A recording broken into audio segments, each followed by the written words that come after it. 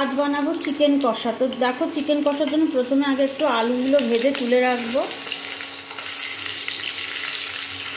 Normal chicken কষাই বানাবো, একটু ভালো করে লাল লাল করে আলুগুলো ভেজে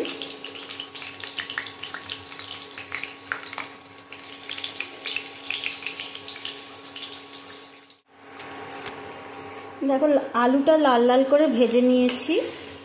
এবার এটাকে তুলে রাখবো। এবার দেখো, একটু আমি গোটা গরম মশলা ফোড়ন দিলাম আলু ভাজার পরে।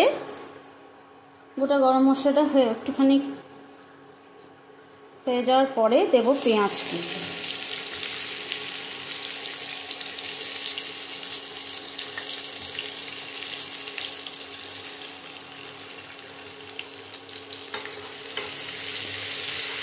পেঁয়াজ কুচিটাকে ভালো করে ভেজে একটু লাল লাল করে পেঁয়াজটাকে ভাজতে হবে।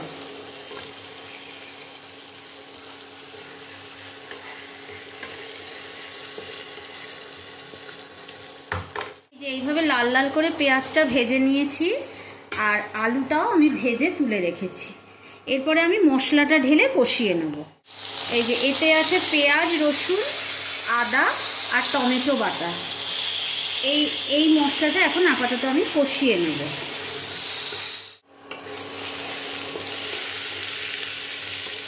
এই মশলাটা টমেটো, পেঁয়াজ, আদা, রসুন বাটাটা একটু ভালো করে কষানো হয়ে গেছে। এরপর আমি দিয়ে দেবো এই শুকনো মশলা। শুকনোগুলোর মধ্যে আছে নুন, হলুদ, জিরে, ধনে, ব্যাস। আর আমি কোনো মশলা এখন এর মধ্যে অ্যাড করব না। দিয়ে মশলাগুলোকে ভালো করে ভাজা ভাজা করে নিয়ে তারপরে মাংসটা এর মধ্যে অ্যাড করে কষাবো। এই মশলাটাকে ভালো করে কষিয়ে নিই, তারপরে এর মধ্যে মাংসটা দেব।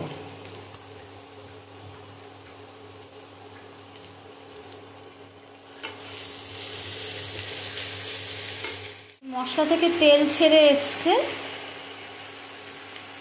এবার আমি এর মধ্যে মাংসটা অ্যাড করব। মাংসটাতে আমি শুধু একটু দই মাখিয়ে রেখেছি। এবার এই মাংসটা আমি কড়াতে ঢেলে দেবো। তো মাংসটা তো আমি দিয়েই দিয়েছি কড়াইতে, আর সামান্য মশলাটা যাতে পুড়ে না যায় সেই জন্য আমি একটু জল আর সাথে আলুগুলো যে ভেজে রেখেছিলাম সেগুলোও দিয়ে দিয়েছি। এবার এটা আমি আস্তে আস্তে কষিয়ে নেব। ভালো করে এটাকে কষিয়ে নিতে হবে।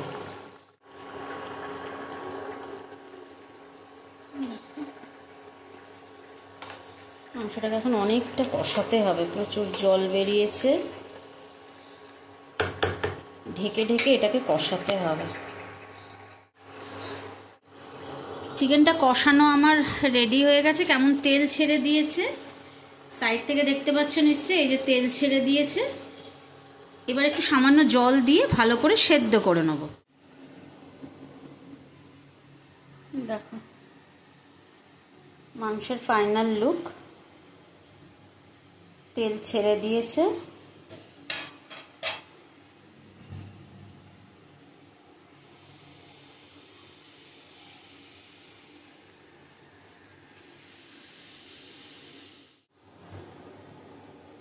কষা কষা লাল লাল মাংসের ঝোল, খুব একটা লাল হয়নি।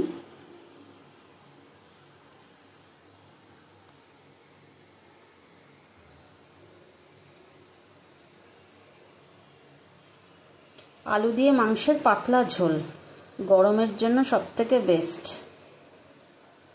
কে কে ভালোবাসে এরকম পাতলা ঝোল আর রাইস, আমায় কমেন্ট করে জানিও।